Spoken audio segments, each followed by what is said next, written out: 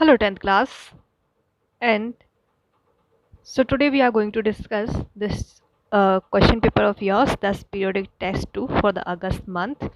As usually, the syllabus I have covered in this test is your chapter 2 acid, basis and salt, and chapter 8 is reproduction, and chapter 13 is your magnetism related chapter.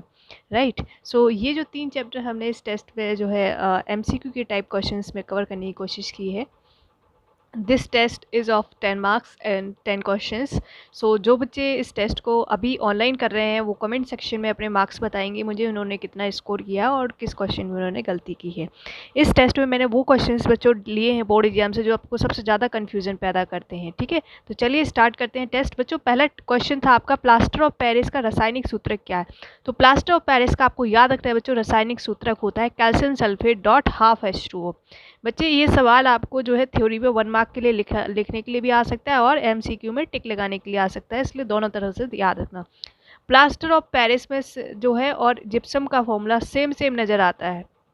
मेरी आपसे एक ही जो है tip रहेगी इस बात question में confuse ना होने के लिए कि आप सिर्फ एक ही फॉर्मूला याद रखिए, प्लास्टर ऑफ पेरिस का ही फॉर्मूला याद रखिए जिसमें कैल्शियम सल्फेट और हाफ H2O होता है, जिसमें कैल्शियम सल्फेट और हाफ H2O होता है. तो फर्स्ट का आंसर है फर्स्ट.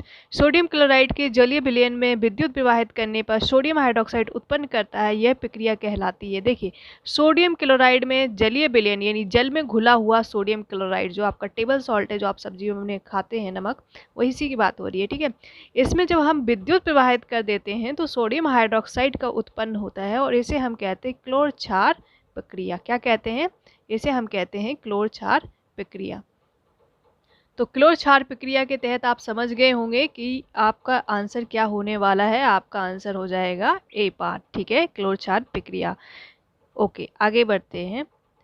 प्रश्न नंबर 3 है बच्चों, अम्लीय वर्षा का पीएच का मान होता है. अम्लीय वर्षा का पीएच का मान होता है 5.6 से कम. याद कर लेना है बच्चों, बहुत कन्फ्यूजन होती है. मैक्सिमम बच्चों ने इसको आंसर दिया. नहीं, ये आंसर नहीं है, आंसर है हमारा ए पार्ट. ठीक है बच्चों, आगे आते हैं 4th क्वेश्चन पे. गर्भधारण रोकने के लिए डैश को गर्भाशय में स्थापित किया जाता है. देखिए, आपको गर्भाधारण रोकने के लिए यानी जो एक भ्रूण है जो माँ के पेट में ना आए उसको रोकने के लिए हमें क्या करना चाहिए? कॉपर टी का इस्तेमाल करना चाहिए. क्या करना चाहिए? कॉपर टी का उपयोग करना चाहिए. HIV एड्स तो एक बीमारी है और रजोधर्म क्या होते हैं? पीरियड्स होते हैं जो गर्ल्स में 7 डेज के लिए आते हैं, 1 महीने में हर एक साल. 14 एज की जो अबव की गर्ल्स होती हैं. ठीक है, डी ऑप्शन हो ही नहीं सकता. ठीक है, आगे बढ़ते हैं. शुक्राणु उत्पादन तथा लड़कों में यौवनस्था के लक्षणों को डैश निर्धारित करता है.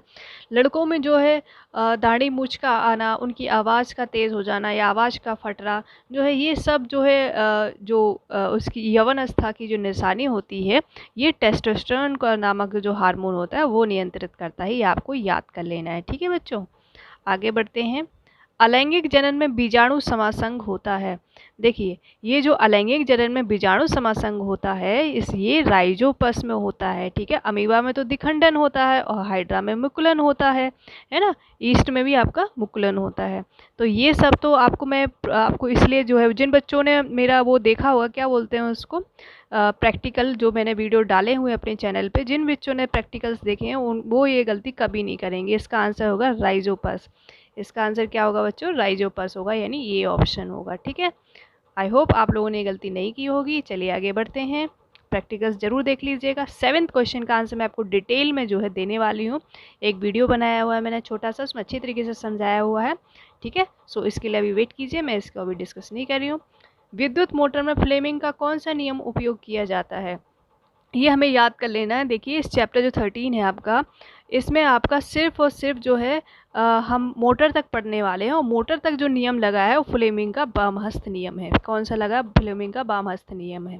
ठीक है, हमने दूसरा नियम डिस्कस ही नहीं किया, इसलिए आंसर फ्लेमिंग का बामहस्त नियम ही होगा. इसके बाद आगे आते हैं. प्रश्न नंबर पास लिपटे हुए विद्युत रोधी तांबे के तार की बेलन की आकृति की अनेक फेरों वाली कुंडली को डैश कहते हैं. ये परिनलिका होती है. ठीक है, आपसे पूछा जाएगा 1 नंबर में क्वेश्चन, परिनलिका क्या होती है तथा उसकी जो है विशेषताएं बताइए या फिर उसकी जो है फीचर्स बताइए. तो परिनलिका जो होती है इंग्लिश में इसे बच्चे सोलेनॉइड कहते हैं, ठीक है। इसमें जितने ज़्यादा नंबर ऑफ टर्न्स होंगे यानी जितनी ज़्यादा कुंडलियाँ होंगी, ये बस ऐसे समझ लीजिए आपकी फिंगर है और फिंगर पे आपने ढेर सारे तार को लपेट दिया है एक के ऊपर एक, ठीक है, यही आपकी परिनलिका होती है, ठीक है। ये जो चैप्टर 13 है इस पर आपका चित्र है, उसको आप देखिएगा, समझ आएगा। तो इसका आंसर जो है वो ए पार्ट है। सबसे क्वेश्चन नंबर 10 सबसे ईजी पार्ट, सबसे अच्छा पार्ट था आपका इस पेपर का। इसमें आपसे पूछा था ए और बी पार्ट का आपको नाम बताना है, ए ये रहा, बी ये रहा। कुछ बच्चे जो है इसे क्रिया के हिसाब से नियम के हिसाब से आपको आंसर देना है, ठीक है। तो पराना नली तो नहीं हो सकता क्योंकि दो तो आ नहीं रहे हैं इसमें, तो ये छोड़ दीजिए। मादा युग्मक तरह अंडाशय, नहीं ये भी नहीं होगा। अंडाशय तथा मादा युग्मक, ए पार्ट का जो नाम है बच्चे वो है अंडाशय, बी पार्ट का नाम है मादा युग्मक। यानी आपका क्वेश्चन नंबर 10 का आंसर है answer number 3rd part. Question number 9 का है 1 पार्ट, ठीक है। 8 क्वेश्चन का है आपका फ्लेमिंग का बाम हस्त का नियम, ठीक है बच्चों। ये पेपर जिन बच्चों ने भी दिया होगा उन बच्चों ने बहुत एंजॉय किया होगा। कमेंट सेक्शन में अपने मार्क्स मुझे स्कोर बताइएगा, आप लोगों ने कितना स्कोर किया है। अपार्ट फ्रॉम दिस बच्चों, इस पेपर में ऐसे भी बच्चे होते हैं जिन्हें कुछ समझ नहीं आता है या फिर जिन्हें बिल्कुल समझ नहीं आता वो क्या करें, पर वो पेपर ना छोड़ें। वो सारे के सारे पेपर में आपने देखा होगा ज़्यादा से ज़्यादा आपके जो है आंसर्स वो हैं ए पार्ट में हैं। तो आप ऐसे ही किसी एक पार्ट को चूज़ करके अपना आंसर ज़रूर दीजिए, ठीक है। पेपर खाली बिल्कुल नहीं छोड़ना है, ना ही पेपर से डरना है। पेपर में हमेशा आपको स्कोर करने के लिए कोई ना कोई ऑप्शन हमेशा अवेलेबल होता है, आपको सारे ऑप्शंस पे नज़र रखनी है। ये था बच्चों इस पेपर का डिस्कशन। चलिए अब मैं आपको क्वेश्चन नंबर 7 के बारे में डिटेल में okay students, so today will learn Fleming का बाम हस्त का नियम। देखिए बच्चों आपके सामने दो हाथ हैं। फ्लेमिंग के बाम हस्त के नियम में हमें बाम हस्त इस्तेमाल करना है, लेफ्ट हैंड इस्तेमाल करना है, ठीक है बच्चों। मिडिल फिंगर है जो आपकी ये 4 फिंगर है बच्चे, चुंबकीय क्षेत्र को बताती है। मिडिल फिंगर जो है आपकी विद्युत धारा यानी करंट की डायरेक्शन को बताती है। थंब जो है वो आपका बल को बताता है, ठीक है। ये तीनों चीज़ें आपको अपनी फिंगर्स पे लिख लेनी है ताकि आपको कन्फ्यूज़न ना रहे, ठीक है। आपकी विद्युत धारा मिडिल फिंगर बता रही है, ठीक है। 4 फिंगर आपकी चुंबकीय क्षेत्र बता रही है, ठीक है। मैंने ऐसे आपको करके बताया, टैप करके बता रही हूँ मैं कौन सी फिंगर कहाँ पे क्या बता रही है आपको, ठीक है। ऐसे ही आपका प्रश्न है, ठीक है। चुंबकीय क्षेत्र हम किस उंगली से दिखाते हैं बच्चों, इस 4 फिंगर से दिखाते हैं, ठीक है। चुंबकीय क्षेत्र मैंने कर दिया उसको। इलेक्ट्रॉन हमारे जो है वो जैसे आप इस वीडियो को देख रहे हैं तो आपकी तरफ जो है इलेक्ट्रॉन आते हुए नजर आ रहे हैं, तो उसी तरफ मैंने मिडिल फिंगर को कर दिया है। और जो बल है वो कौन बता रहा है बच्चे, आपका अंगूठा बता रहा है आपकी बल की दिशा। तो अंगूठा कहाँ है, ऊपर की तरफ आ रहा है। पर यहाँ पे एक मतभेद है। मतभेद क्या है बच्चों की, जो इलेक्ट्रॉन है वो करंट नहीं होता है, ठीक है। इलेक्ट्रॉन और करंट की दिशा कैसी होती है, विपरीत होती है। जहाँ पे मेरी उंगली चल रही है यहाँ पे ये बात लिखी हुई है, इलेक्ट्रॉन और करंट की दिशा कैसी होती है, विपरीत होती है। यानी आपका अंगूठा ऊपर जा रहा है तो अंगूठा नीचे इसका विपरीत दिशा होगा।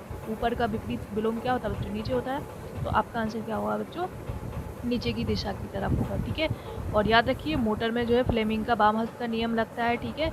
और जनरेटर तो आ ही नहीं रहा है, ठीक है, इसलिए मैंने आपको बता दिया क्योंकि फ्लेमिंग का जो है राइट हैंड रूल भी है वो है ही नहीं सिलेबस में, मैं सिर्फ लेफ्ट हैंड रूल का आंसर देना है ना। तो ऑप्शन डी इसका आंसर है। इसकी और डिटेल में जानने के लिए आप इस आंसर नंबर को आंसर की पूरी चीज़ को पढ़िएगा। ये पेज नंबर 258 पे सभी बच्चे से ध्यान से पढ़ेंगे। Very important question. Till then take care and good bye.